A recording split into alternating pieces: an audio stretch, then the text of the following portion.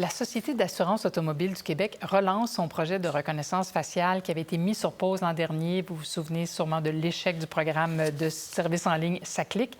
Là, il y a bien des gens qui demandent un débat public sur la question. On s'est demandé quels sont les enjeux juridiques soulevés par un tel projet. Et donc, on va poser la question à Guylaine Bachand. Bonjour, Guylaine. Bonjour, Isabelle. Alors, la photo de notre permis de conduire serait comme dans un registre de reconnaissance faciale. Et là, il y a un logiciel qui pourrait la comparer avec des millions d'autres dans une banque.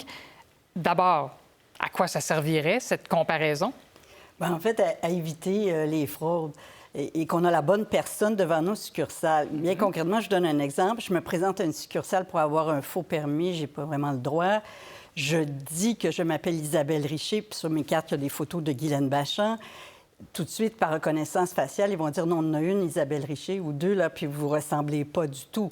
Donc, c'est ce genre de fraude. Le gouvernement aussi dit qu'il y a des doublons là, dans ses archives, puis il ferait le ménage avec ça. Éviter l'usurpation d'identité.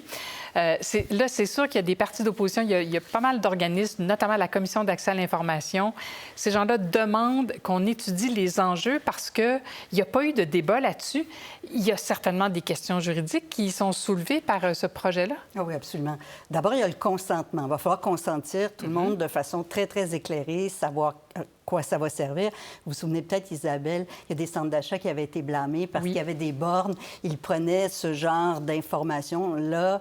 Quand on disait « je cherche un magasin de souliers », ils disaient « bon, femme, 2 heures l'après-midi, on recueille tout ça ». Ils avaient été blâmés assez sévèrement. Il y a des poursuites contre Google aussi, Images, parce que les gens ne sont pas assez au courant de ce qu'ils vont faire ou même qu'ils acceptent.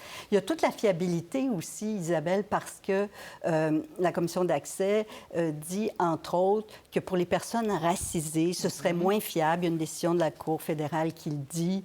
La Commission demande aussi qu'il y ait une loi là, qui précise tout ça. Donc, il y a pas mal d'enjeux à réfléchir. Oui, confidentialité, consentement, fiabilité. Bon, l'image associée à plusieurs autres informations qui circulent, on sait combien nos données circulent, c'est assez sensible. D'ailleurs, toutes ces données-là, il y a assurément des enjeux de vie privée, là. Oui, il va vraiment falloir aussi discuter de quels employés de la SAC ont accès à ça. Comment on va tracer, un peu comme pour les dossiers à l'hôpital, là, que telle personne a regardé. Qui a droit de regarder le dossier de Véronique Cloutier, là? Exactement. Est-ce que ça va être partagé avec d'autres ministères, avec la police? Si moi, aujourd'hui, là, je fais un vol de voiture sur la rue Sainte-Catherine, faites pas ça. C'est sûr. Il y a une caméra qui capte l'image de Guylaine Bachand. Est-ce qu'on peut prendre cette image-là? On ne sait pas que c'est Guylaine Bachand.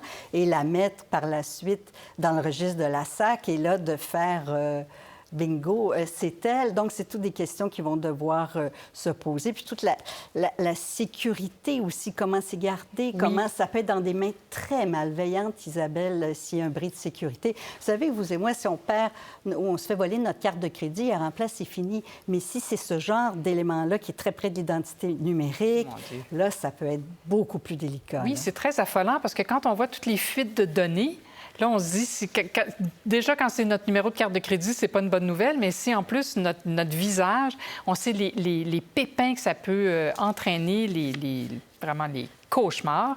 Bon, une fois que toutes les questions juridiques seront soulevées, débattues, réglées, est-ce que c'est possible légalement quand même de le faire? Moi, je pense que oui.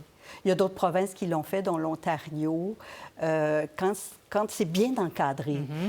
Je regardais le site de l'île du Prince-Édouard pour avoir un permis de conduire.